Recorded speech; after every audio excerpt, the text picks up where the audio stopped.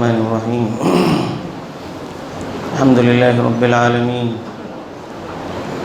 الصلاة والسلام على أشرف الأنبياء والمرسلين سيدنا ونبينا وحبيبنا وشفيعنا ومولانا محمد وعلى آله وصحبه أجمعين.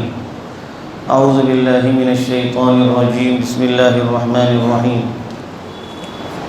ونضع الموازين القسط ليوم القيامة.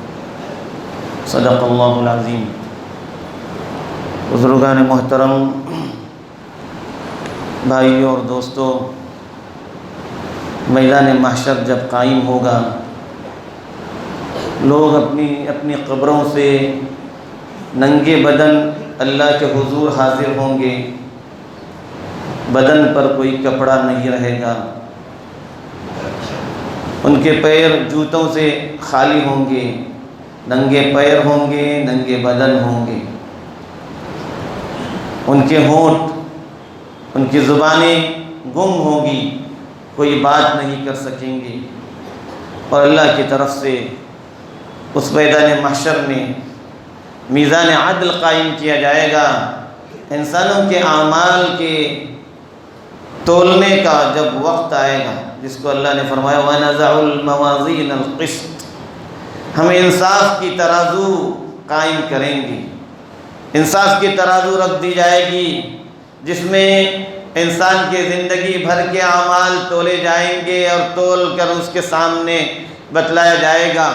فَمَنْ ثَقُلَتْ مَوَازِينُهُ، چنانچہ جس کا میزان حسنات، نیکیوں کا، اچھائیوں کا، بھلائیوں کا، خیر کے کاموں کا پلہ جھکے گا، بھاری ہو جائے گا. قرآن نے فرمایا فَهُوَ فِي عِيشَةٍ رَاضِيَةٍ، وہ تو ایسی زندگی جو خوشی والی زندگی اسے نصیب ہو جائے گی. اور اگر کسی کا پلڑا نیکیوں کا جھکنے کے بجائے بدی کا جو میزان ہے، بدی کا جو پلڑا ہے وہ بھاری ہو جائے گا، پھر تو اس کی تباہی و بربادی وہ اپنی آنکھوں سے دیکھ رہا ہوگا. اور فَأُمُّهُ هَاوِيَةٌ، اس کا ٹھکانہ جہنم ہو.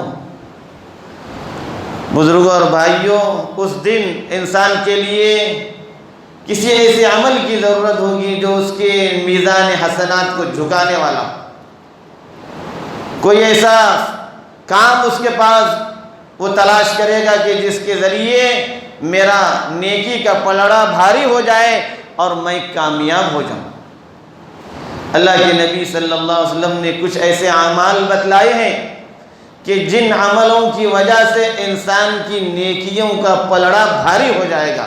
اس وقت صرف ایک عمل کو بیان کیا جانا ہے، وہ ہے کہ اللہ تعالیٰ تمام لوگوں کے سامنے میدان محشر کے اندر، جس میں اولین و آخرین سب جمع ہوں گے، ان کے سامنے ایک آدمی کو لائے گا اور اس کے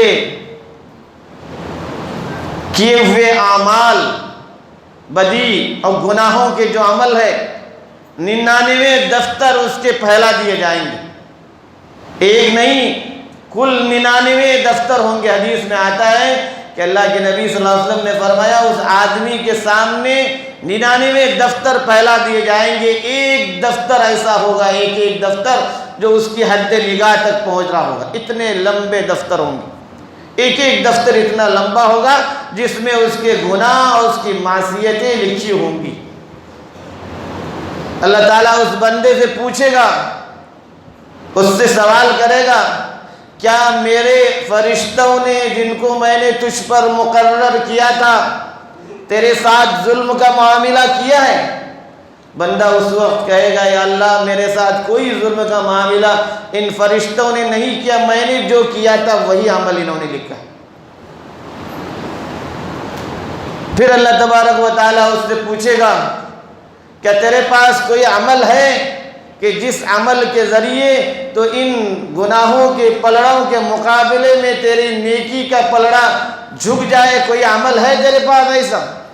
بندہ اس وقت کہے گا یا اللہ میرے پاس تو کوئی ایسا عمل مجھے نظر نہیں آ رہا ہے جو ان لمبے لمبے بھاری بھرکم دفتروں کے سامنے میرے جو ہے پلڑے کو جھکانے والے ہوں.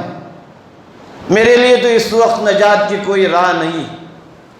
اللہ تعالیٰ اس وقت بندے سے کہیں گے نہیں، تیرا ایک عمل ہمارے پاس ہے، ایک عمل ایسا ہے جس عمل کی وجہ سے آج تجھ پر کوئی ظلم نہیں ہوگا۔ وہ دن انصاف کا دن ہوگا، وہ دن عدل کا دن ہوگا، حق تعالیٰ کی طرف سے عدل کی میزان ہوگی، ظلم کی میزان نہیں ہوگی۔ وَمَا رَبُّكَ بِظَلَّامٍ لِّلْعَبِيدِ، تمہارا پروردگار اپنے بندوں کے ساتھ ظلم کرنے والا نہیں۔ چنانچہ اللہ تبارک و تعالیٰ ایک بطاقہ، ایک چھوٹا سا جو ہے کارڈ لائیں گے جس پر لکھا ہوگا اشہد ان لا الہ الا اللہ واشہد ان محمد رسول اللہ۔ اس بندے کو دکھایا جائے گا، دیکھو یہ تیرا عمل ہے۔ وہ کہے گا یا اللہ، اتنے لمبے لمبے سارے بھاری بھرکم دفتر کے سامنے اس چھوٹے سے پرزے کی کیا حیثیت ہے، اس کارڈ کی کیا حیثیت ہے؟ چنانچہ اللہ تعالیٰ فرشتوں کو حکم دیں گے کہ اس کی نیکی کی پلڑے میں اس کارڈ کو رکھ دیا جائے، اور دوسری طرف جو 99 دفتر تحت نگاہ پہلے ہوئے تھے اس کو بدی کے پلڑے میں رکھ دیا جائے گا۔ حدیث میں ہے، اللہ کے نبی صلی اللہ علیہ وسلم فرماتے ہیں کہ اس کی نیکی کا پلڑا، اس کا جو کارڈ جو ڈالا گیا تھا وہ جھک جائے گا، اور یہ 99 دفتر کا پلڑا اوپر کو اٹھ جائے گا۔ تفتیش حدیث میں آتا ہے لفظ کہ اس کو ہوا میں ایسے لگتا ہے کہ اڑ گیا ہو، اتنا بھاری اور اتنا وزنی ہے۔ اللہ کے نام کے سامنے کسی کی کوئی بھاری بھرکم کوئی چیز نہیں ہو سکتی۔ یہ کلمہ لا الہ الا اللہ اور کلمہ شہادتین صرف زبان سے اس کی ادائیگی نہیں، اس کے تقاضوں کے مطابق اس نے زندگی گزاری ہوگی۔ اللہ تبارک و تعالیٰ کے ساتھ شرک نہیں کیا تھا، گناہ کے عمل اس سے ہوتے تھے لیکن اللہ کے ساتھ شرک نہیں کرتا تھا، کسی کے سامنے غیر اللہ کے سامنے اپنے ہاتھ نہیں پھیلاتا تھا، وہ کسی کے سامنے جا کر اپنی منتیں نہیں مانگتا تھا، نہ کسی قبر کے سامنے، نہ کسی بت کے سامنے، نہ کسی درخت کے سامنے، نہ اور کسی کے سامنے وہ ہاتھ پھیلاتا تھا، نہ ان کے سامنے جھکتا تھا، نہ ان سے اپنی مرادیں مانگتا تھا، نہ ان سے اپنی ضروریات و حاجات کو پورا کرنے کے لیے کہتا تھا۔ وہ کاہنوں اور جادوگروں کے پاس جا کر کے ان کی باتوں کو نہیں مانتا تھا، وہ خالصتاً توحید پر قائم تھا، وہ ہر طرح کے شرک سے اپنے آپ کو بچائے ہوئے تھا۔ اس طرح کی زندگی اس نے گزاری تھی کہ اس کے ایمان کو خراب کرنے والی، اس کی توحید پر اثر انداز ہونے والے کوئی عمل وہ نہیں کرتا تھا۔ چنانچہ اس نے خالصتاً اپنے دل سے جب اس کلمے کی ادائیگی کی تھی، اللہ کی وحدانیت اور نبی کریم صلی اللہ علیہ وآلہ وسلم کی رسالت کی شہادت اور گواہی اس نے دی تھی، اور اس کے تقاضوں کے مطابق اس نے پوری زندگی گزاری تھی۔ اس کے سانچے کے اندر اپنے آپ کو اس نے ڈھالا تھا، توحید و رسالت کے سانچے میں اپنے آپ کو ڈھالا تھا۔ توحید کے جو تقاضے تھے، اللہ کی وحدانیت کے جو تقاضے تھے، ان تقاضوں کو وہ پورا کرتا تھا۔ شرک اور شرک کے تمام شائبوں سے وہ دور رہتا تھا۔ شرک سے اس کو ایسی نفرت ہوتی تھی جس طرح کی نفرت انسان کو اپنی نجاستوں سے ہوتی۔ وہ اللہ کے نبی صلی اللہ علیہ وسلم کی رسالت پر ایسا یقین رکھنے والا تھا کہ اللہ کے نبی کی بات کے سامنے اس کو تمام باتیں غلط لگتی تھی، چنانچہ وہ اللہ کے نبی کی رسالت کا اس طرح سے اقرار کرنے والا کہ اس کے پورے تقاضوں کو پورا کرتا تھا۔ اس وجہ سے، اس عمل کی وجہ سے اللہ تبارک و تعالیٰ اس کے تمام دفتر جو تحت نگاہ 99 دفتر پہلے ہوئے تھے اس کی کوئی حیثیت نہیں ہوگی، اس خالص توحید اور اس خالص رسالت کے اقرار کے سامنے اس کے تقاضوں کو پورا کرنے کی وجہ سے اس کو اللہ تبارک و تعالیٰ کامیابی عطا فرمائیں گے۔ یہ اس کے نامہ اعمال کو جھکانے والی چیز ہوگی۔ یہ ایک پہلا عمل ہے جو اس وقت بیان کیا جا رہا ہے، یہ عمل ہے جو اس کے میزان حسنات کو جھکائے گا، اس لیے کہ اللہ تبارک و تعالیٰ نے فرمایا ہے ان اللہ لا یغفر ان یشرک بہ، اللہ تعالیٰ کبھی معاف نہیں فرماتے کہ اللہ کے ساتھ کسی کو شریک کیا جائے، اس کے ساتھ شرک کیا جائے۔ وَيَغْفِرُ مَا دُونَ ذَلِكَ لِمَن يَشَاءُ، اس کے علاوہ جو گناہ ہوتے ہیں اللہ جن کو چاہتے ہیں معاف کر دیتے ہیں۔ یہ اللہ کے لیے کوئی ضروری نہیں ہے کہ ہر ایک کے گناہ کو معاف کر دے، یہ اللہ کی رحمت کا تقاضا ہے کہ اللہ تعالیٰ جس بندے سے چاہیں گے اس بندے کے بقیہ اعمال کو، گناہوں کو بخش دیں گے۔ اللہ تبارک و تعالیٰ بندوں کے معاملے میں چونکہ رحیم و کریم ہے، اس لیے کہا گیا کہ 3 طرح کے جو اعمال ہوں گے، ایک معاملہ ہوگا اللہ کا بندے کے ساتھ توحید کا اور شرک کا معاملہ، چنانچہ بندے نے توحید کے مطابق زندگی گزاری ہوگی، شرک سے بچ کر، شرک کے شائبوں سے بچ کر اللہ تعالیٰ اس کا بیڑا پار کر دے گا۔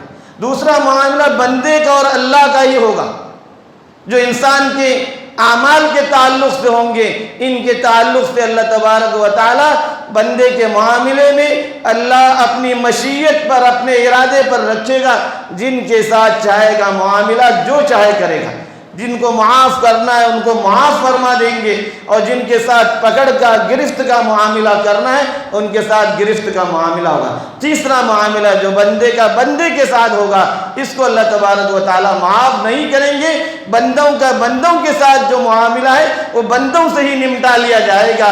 حقوق کے تعلق سے حقوق باقی ہوں، ان حقوق کی ادائیگی کا اس کو حکم دیا جائے گا، اگر وہ ادائیگی نہیں ہو رہی ہے اعمال حسنہ کے ذریعے تو سامنے والے کے اعمال سیئہ کو اس پر ڈالا جائے گا۔ تو یہ اس طرح کے 3 طرح کے اعمال ہیں، بندے کا اپنے مالک کے ساتھ توحید کے معاملے میں خالصتاً اور پکے طور پر اس کو توحید پر قائم رہنا ہے، شرک کے ہر طرح کے شائبے سے اس کو دور رہنا ہے، کسی کے سامنے منتیں طلب کرنے سے، نظر و نیاز کرنے سے، کسی سے مانگنے سے، کسی کے سامنے ہاتھ پھیلانے سے، کسی طرح کا جو شرک ہو سکتا ہے اس طرح کے شرک سے بچ کر زندگی گزارنے پر ہی آدمی کو کامیابی نصیب ہو سکتی ہے۔ انسان کے لیے اس کے نامہ اعمال کو، میزان حسنات کو جھکانے والے اور بہت سے عمل ہیں جس کو انشاءاللہ آگے بیان کیا جائے گا۔ اللہ سے دعا ہے کہ اللہ تعالیٰ ہمیں ان باتوں کی صحیح سمجھ عطا فرمائے، اپنی توحید پر، ایمان پر ہمیں قائم رکھے، اور اسی پر ہمیں اپنے وقت پر خاتمہ نصیب فرمائے۔ آمین۔